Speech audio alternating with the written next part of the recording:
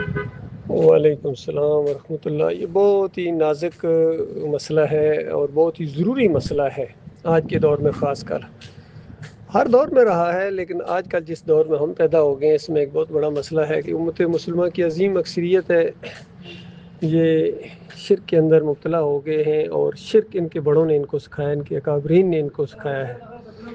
چاہے یہ مردوں کے سننے کا عقیدہ ہو، حیات نبی فی القبر کا عقیدہ ہو، تعویذ گنڈے کا مسئلہ ہو، دین کے اوپر اجرت لینے کا مسئلہ ہو، سجدہ تعظیمی کا مسئلہ ہو، یہ جمہوریت کا مسئلہ ہو، یا انبیاء کو پکارنے کا مسئلہ ہو، نیک لوگوں کو بھی پکارتے ہیں جس طرح یا علی مدد یا رسول مدد۔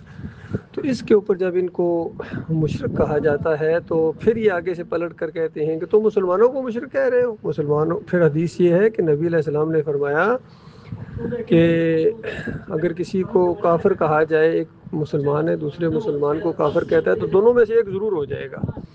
اگر تو جس کو کہا جا رہا ہے کافر وہ کافر ہے تو ٹھیک ہے، وہ کافر ہے اور ہو گیا یا پہلے ہی سے تھا، لیکن اگر وہ کافر نہیں ہے، مشرک نہیں ہے، تو کہنے والے کی طرف وہ فتویٰ پلٹے گا۔ اور دوسری روایت یہ ہے کہ کسی مومن کو اگر وہ کافر کہتا ہے تو سمجھ لو اس نے اس کو قتل کر دیا۔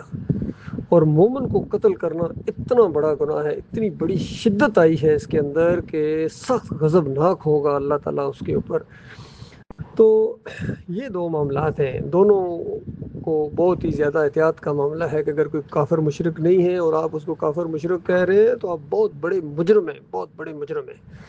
اور بالکل اسی طریقے سے یہ بھی ہے کہ اگر کافر مشرک ہے اور اس نے شرک پھیلایا ہے تو اس کو کافر نہ کہنا بہت بڑا جرم ہے۔ اس کی ایک مثال اللہ نے ہمارے لیے قائم کر دی بڑی سمجھانے کے لیے، جس طرح مرزا غلام احمد قادیانی ہے، اس نے کفر کیا ہے، نبوت کا دعویٰ کیا، تو اب اس کو جو کافر نہیں کہے گا تو بتائیے وہ کیا ہوگا؟ خالص کافر ہوگا۔ تو یہ معاملہ ہے، اس حوالے سے بہت ہی محتاط رہنے کی ضرورت ہے۔ اس دور میں جب دعوت اٹھی توحید کی اور یہ جو مسلک پرست ہیں، جب ان کے اکابرین کے اوپر کفر کے فتوے لگے، اور ایک دفعہ سوال بھی کسی نے کیا ڈاکٹر مسعود الدین عثمانی رحمۃ اللہ علیہ سے کہ میں نے سنا ہے آپ علی جویری کو، عبد القادر جیلانی کو اور مجدد الافسانی کو، شاہ ولی اللہ وغیرہ کو کافر کہتے ہیں ان کے شرکی عقائد کی وجہ سے۔ تو ڈاکٹر عثمانی رحمۃ اللہ علیہ نے پلٹ کر جواب دیا کہ کہتا کیا، میں نے لکھ دیا ہے۔ یہ لکھ دینا زیادہ ہیوی ہوتا ہے۔ ایمان خالص کس اول کے اندر، کس دوم کے اندر، ان کا سارے کالے کرتوت ان صوفیوں کے، ان کی کتابوں کے حوالے سے غنیت الطالبین، فیوز یزدانی اور انفاس العارفین، حجت اللہ البالغہ، ملفوظات احمد رضا خان اور تبلیغی نصاب، یہ جو ان کا فضائل اعمال، ان کا مودودی صاحب کے رسائل و مسائل حصہ سوم سے، اور بدیع الدین راشدی، پیر جنڈا، وحید الزمان، سب کے فتووں کو سامنے لا کے کہ دیکھو یہ اللہ کی کتاب کے خلاف انہوں نے عقیدے اپنائے تھے، اللہ کی کتاب کو جٹلا کر مرے ہیں، اور اب ان کو جو مومن سمجھتا ہے یا رحمۃ اللہ علیہ سمجھتا ہے وہ ایمان سے خالی ہے، اور ایمان خالص کے اندر قدم نہیں رکھ سکتے ہو جب تک ان طاغوتوں کا کفر نہ کرو۔ یہ بہت لازمی ہے۔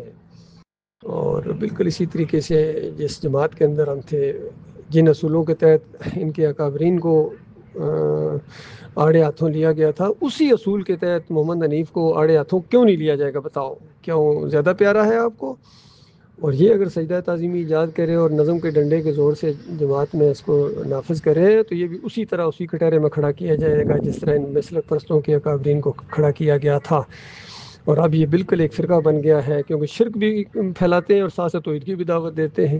تو پہلے ہم کہا کرتے تھے اہل حدیثوں کے اندر سب سے کم شرک ہے، 3 شرک ہے ان کے اندر، کہ نبی علیہ السلام کو قبر کے اندر زندہ سمجھتے ہیں، اعمال پیش ہونے کا عقیدہ رکھتے ہیں، اور تیسرا یہ کہ ان کے کچھ علماء کے اندر یہ تعویذات کا شرک بھی موجود ہے، پھر اجرت بھی لیتے ہیں، اس کو جائز کہتے ہیں۔ تو یہ 3-4 شرک ان کے اندر ہے۔ سب سے کم شرک ان کے اندر ہے اہل حدیثوں کے اندر، سلفیوں کے اندر، حنبلیوں کے اندر۔ لیکن اب جو ہے یہ محمد حنیف کا جو گروپ ہے ان کے اندر سمجھ لیجیے یہ 1-2 شرک ہیں۔ اللہ تعالیٰ ہمیں اس معاملے میں بہت ہی محتاط اور بہت ہی مومنانہ انداز اختیار کرنے کی توفیق عطا فرمائے، اپنے مالک کی رضا کے لیے۔ الحب للہ والبغض للہ، کوئی ہماری ذاتی کسی کے ساتھ کوئی نہ دوستی ہے نہ دشمنی ہے، صرف اللہ کا معاملہ ہے۔ اور یہ جو کچھ گروپ بن گئے ہیں جماعت کے اندر سے، یہ بھی ایک دوسرے کو کافر کہتے ہیں. ان کو اللہ سے ڈرنا چاہیے. فتوے لگاتے ہیں، اندازہ لگائیے، کبھی منکرین حدیث کا فتویٰ لگاتے ہیں، کبھی باغی کا فتویٰ لگاتے ہیں، کبھی اس طریقے سے انتشاری کہتے ہیں. ان کو ڈرنا چاہیے اللہ تعالیٰ سے، کیونکہ اللہ تعالیٰ مومن سے اس قدر محبت کرتا ہے کہ جو اس کے مومن بندے کے خلاف کوئی بغض رکھے گا، مالک فرماتا ہے میری اعلان جنگ ہے اس کے ساتھ. جب اللہ کے ساتھ تم اعلان جنگ میں ہو تو پڑھتے رہو، نمازیں روزے رکھتے رہو، آگے جا کے تمہیں پتہ چلے گا.